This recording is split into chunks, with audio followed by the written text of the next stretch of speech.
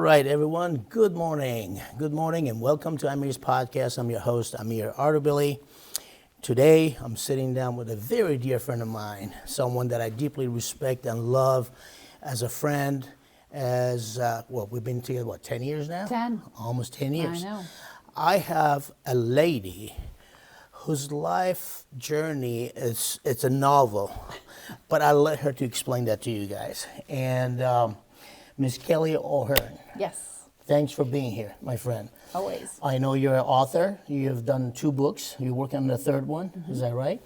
And I know you're a great businesswoman. You're an entrepreneur. So I want you to please tell us all about yourself, how you started, when you started. I mean, I know you started a new business at age. Oh, I don't want to talk about age, but and then 52. published my first book at 57. That's amazing. Yeah. That's amazing. So let's just start with that.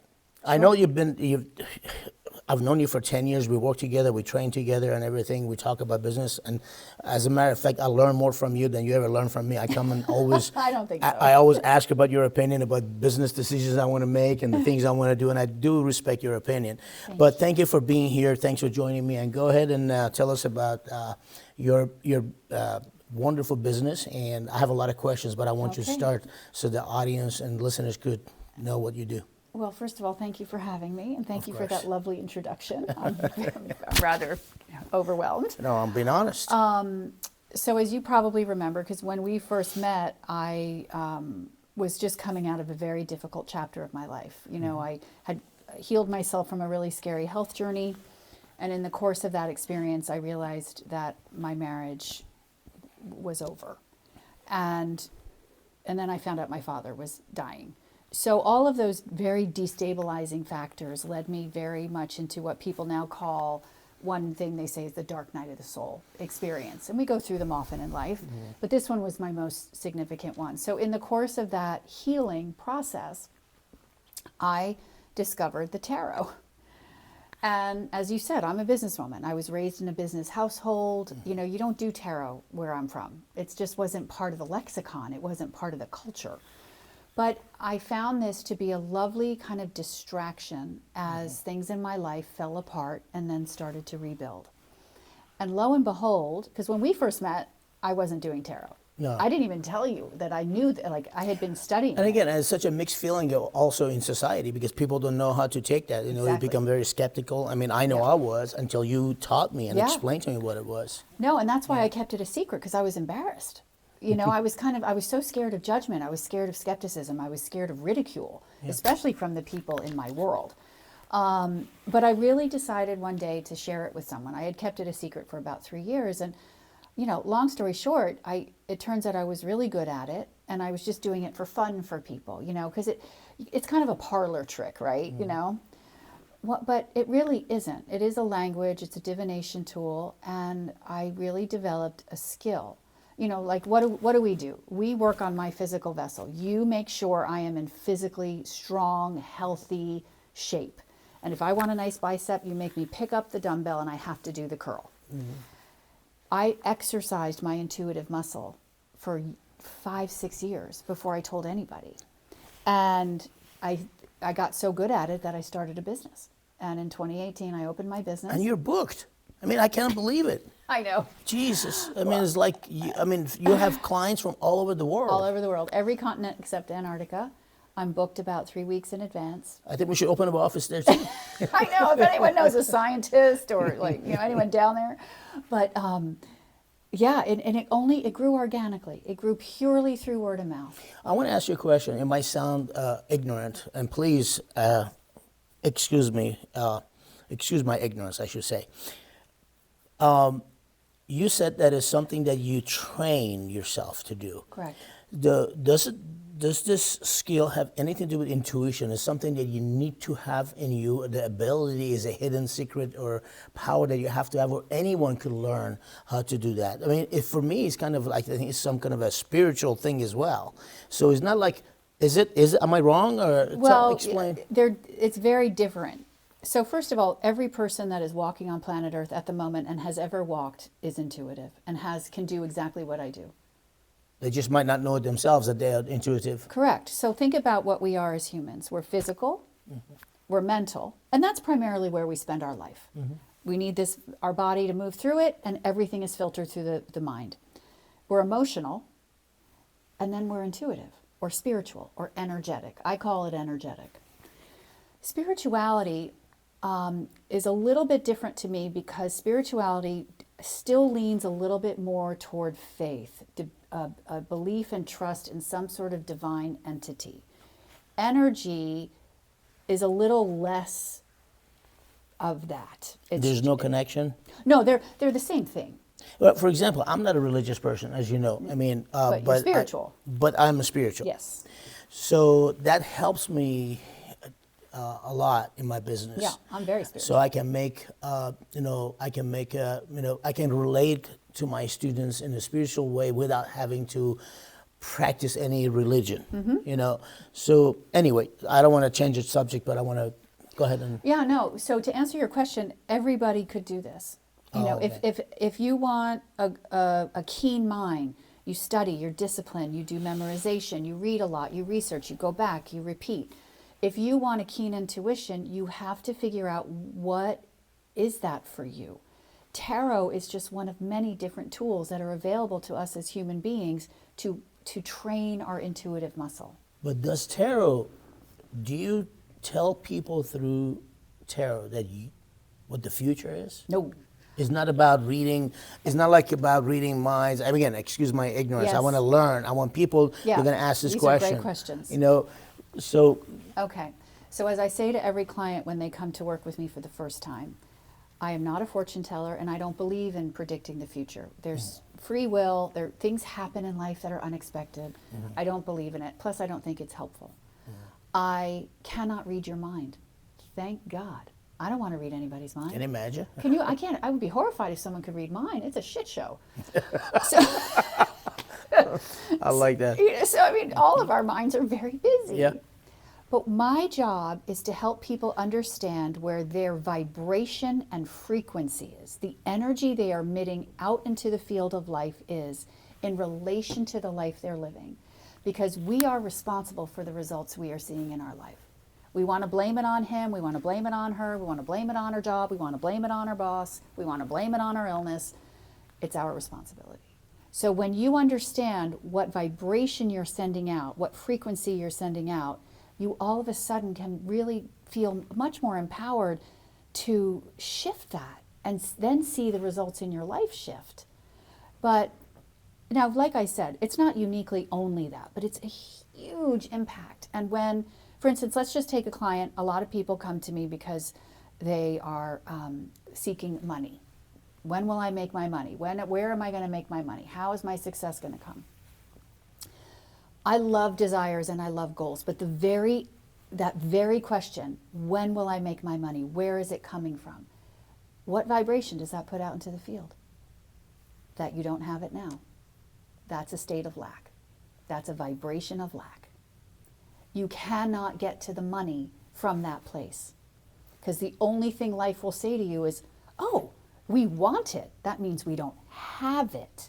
So let's just give you more experiences, situations, people that just keep you in the state of wanting it. Rather, the key to really manifesting what you want is to focus on the feeling, but not the object. So if someone wants, I've worked with a lot of people that have a lack wound and want money and success. So I'm like, okay, we have to focus on areas of your life where you feel really wealthy, but it has nothing to do with money. You may have a great marriage, you may have wonderful children, you may have an amazing pet in your life, a child, whatever. Focus on that feeling. Focus on the love you feel. Focus on the beauty around you. Focus on whatever it is. But don't focus on the money. Don't focus on the point of your desire, because you can't get there. It's too hard. Does that make sense? Oh, absolutely.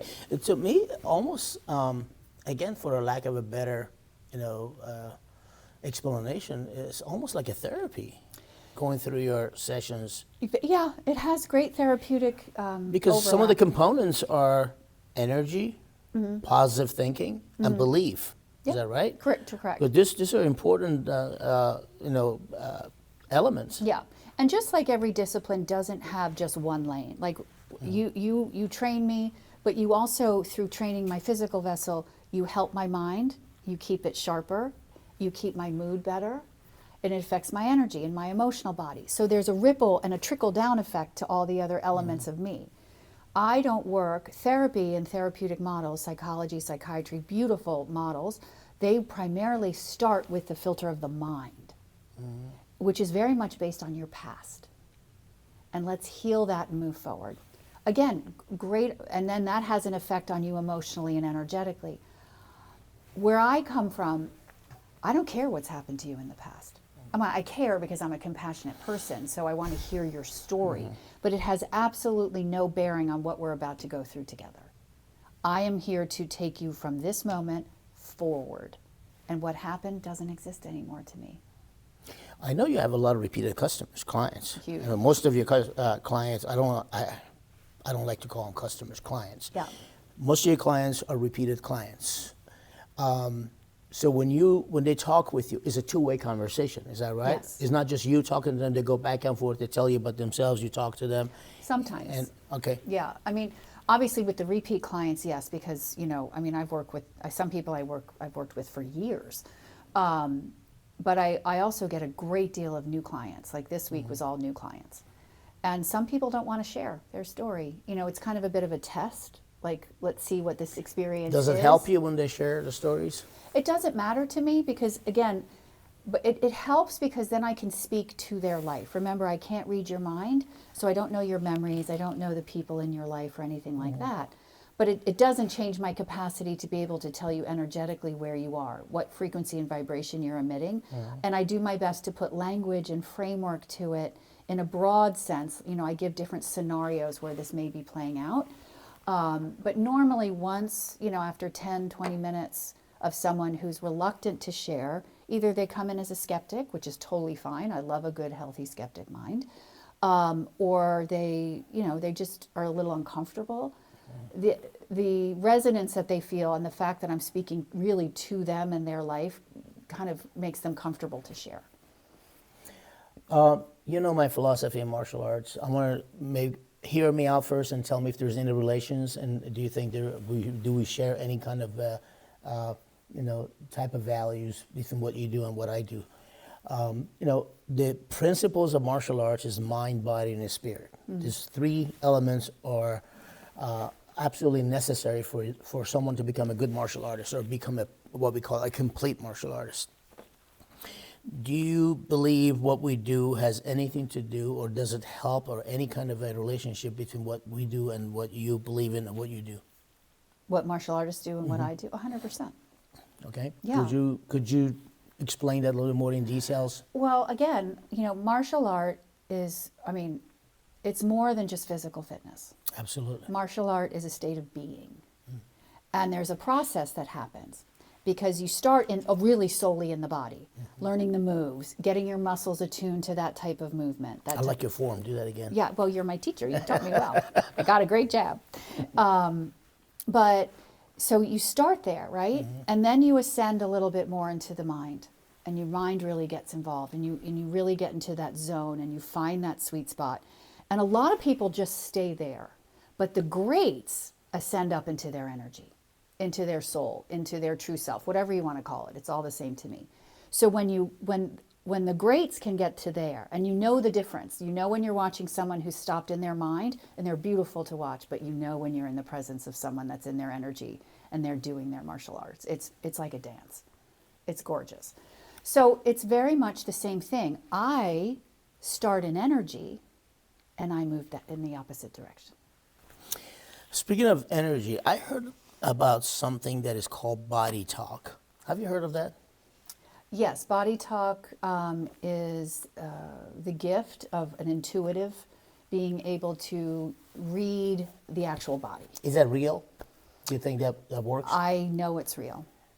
Yeah, and the reason because I have a client or student, a good friend for many, many years, and that's a major part of his practice. He has clients as far as in China. I mean, they don't have to be there physically. Nope. And he could actually have a create a channel to be able to communicate with with that person. And I know a few people also in Tampa, they practice that, and they swear by it, that they've been healed by a person who was, I mean, we're living in a society of non-believers, okay? True. It's all about medication, doctors, and drugs. I think That's it. I think it's turning though. I think the tide is turning. So I like that. They're taking a more holistic approach when it comes to medicine. Yeah. And so I'm going to invite him to my show. And should. I'd like to have you also in that show in the future. So have both of you, because I think I love the way you are and love the way you speak. And I think it will make a nice episode together. We'll talk about we would it have later fun on. doing Yeah, that. I would love that. absolutely. Let's talk about your novel and your Yes. books, and tell us about your books and what it's about, and if you could dive into that a little bit. Sure. So Arcanum was birthed during 2020 when we I were. like the name, Arcanum. Thank you. Did I pronounce it correctly? Arcanum? Yes, Okay. yes. It means the secretive or just the secretive or the mysterious. And in the tarot is divided into major and minor arcana, so that's where the name came from. What is the root of that word? That's not an English word, is it? No, I don't know. It's probably Latin, Latin. I would think. I don't know though. Yeah. We have in English the word arcane, so it definitely is a derivative of that. But so it's a fictional novel, but it was channeled through the lens of my soul. So what I mean by that is during in 2020 when we were all at home, I took my tarot cards and I decided to have an inquiry, a conversation. Where's my soul been? If you don't believe in past lives, that's totally fine. This really was more of just a fun thing to do. And what incarnations has my soul experienced recently? Well, what came out were these amazing stories of all throughout human history and all these different civilizations and cultures and situations. So I decided to write a fictional novel series about it because the stories were so rich. So primarily Arcanum is the story of a woman in modern day New York City. And you follow her, it's a 4-book series. So through the 4 books, the common thread is the New York City storyline. And you will follow her and these 4 other characters because it's a love story. And you'll see how she decides to make brave, courageous, but difficult decisions in order to finally embrace true love. First, the love of self, and that self-respect, and then the love of her soulmate. But while all that's going on, you also see those 5 characters in the past lives that they've shared together. Because all 5 of these people have gone through like 8 past lives together. So you see how and why she's living the life that she's living right now in New York City. So in the first book, In the Temple Shadows, that's the Egyptian past life in ancient Egypt. And the second book, Whispers in the Forest, is Renaissance France. Do you need to read the first book necessary to understand the second book? Is that right? So it has to be in order. It is a true Because my series. wife made fun of me because you gave her 2 books that you signed, and she was very grateful. Yes. I said, well, can I read your books? She says, go read the second one. I said, no, but I think I have to read the first one. do. She says, no, not until I finish it. So, but the thing is, she's right, like she reads 1 or 2 pages and she waits for 2 days because, she's very busy Of with course. her business, and also, she Yes. recently broke her toe. But I can't wait until I can start reading it. Thank so you. I appreciate it. Well, I want to go back to something that I learned about you, which I think is such a beautiful thing. I know you were a professional wine taster, is that right? Yes. You used to travel around the world. Yes. So tell us about that and that experience. And I know that you went to Florence, Italy, is that right? And Yeah. did you Portugal and France. And, Fantastic. And that was part of what you did at that time, is that right? Correct. So tell us, please. Well, that was in my 20s. I started in the wine business really by happenstance, and it was such a joyous happenstance right after I got out of college. And I started working for a professional wine tasting center in New York City, which is where I'm from. And it turned out I was really good at it. I really do believe that's where I first put my intuitive abilities to work, because wine is very intuitive. But so it grew from me running the wine tasting facility to teaching wine tasting classes to judging competitions to working for private collectors as well as international winemakers. And then I put it over into hospitality and helped certain hotels and restaurants. And yeah, so it was just, again, like everything in my life, it just came out of nowhere. I didn't see it coming, and it grew so beautifully and organically until it ran its course. And you loved it. I Loved loved it. How often did you get drunk? Be honest. Oh, please, Can you imagine if I do that? Yeah. If I become a wine taster, like I've never had a drop of alcohol, and now all of a sudden I could never get that job. No, you could never get that job. It would not fit you at all. My wife would love that. Oh, she and I would have fun with that one. That's fantastic.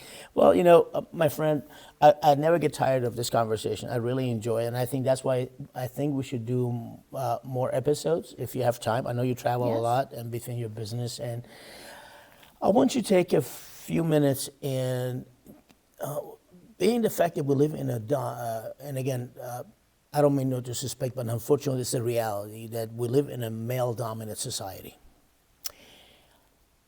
Give a couple of good advice to all female and women that want to start a business and what they can do that help them to become independent. Because I know you're a very independent woman. That's what I like about you, and I've learned a lot from you. I do. Thank you. And I'm not a pro male dominant society. That's not what I meant. No, what I'm I just saying, know. but unfortunately that's the reality. But so many students that I train, so many female students that I have, the fact that they come here and they learn martial arts to get self-confidence, that helps them out to get that self-worth Yeah. and self-belief. And but there's a lot into that. I can only do so much as a coach. Also, I'm a man. I want to hear from you as a female, as a woman, Sure. If you give some advice. Yeah. Okay, I'm going to speak to your audience. I'm not going to Sure, speak to you. absolutely. Okay, ladies. Well, first of all, the most important thing to remember is that life gives us not what we want, it gives us what we are. So if you want to go out and start a business, that's a beautiful goal. But don't align with the fear that it's a male-dominated society. Don't believe in the typical story and what we've been made to believe. You have everything you need. You have to tap into that part of yourself that you are proud of. It doesn't have to be your business acumen. It can be your talent at cooking. It can be how you are as a mother. It can be how you are as a lover. It can be how you are as a friend. Whatever it is, tap into that and focus on that for a while, because that will create feel-good energy around you, i.e. confidence. And that confidence, I promise you, will open doors. Things will start to shift. Opportunities will start to arise in the direction of perhaps whatever business you have in mind. Or you may not have a business in mind. You just know you want to re-engage in the workforce. Don't worry about how that's going to come about. Remember who you are. Find that confidence in what you're already good at, and then leave the rest to life to help you out. I love that. That's beautiful. That's beautiful. Thank you. No, you're truly amazing. I'm honored to have you in my life. I'm honored to have you as a Me client too. and a friend. 10 years soon, we're going to be celebrating the 10th anniversary. Yeah, You know, January. Right? January. Wow. I know, Right crazy. around the corner. I know. All right, my friend. Well, I'd like to wish you a happy Thanksgiving in And to you. advance. I know you're going to be leaving town soon. Yes. And but I look forward to seeing you back in class, and we could start training and plan for the future, episodes and more meetings. I'll be back. Pleasure having you. Thank you so much, I'm Amir. sorry. Take it easy. Thank you so much.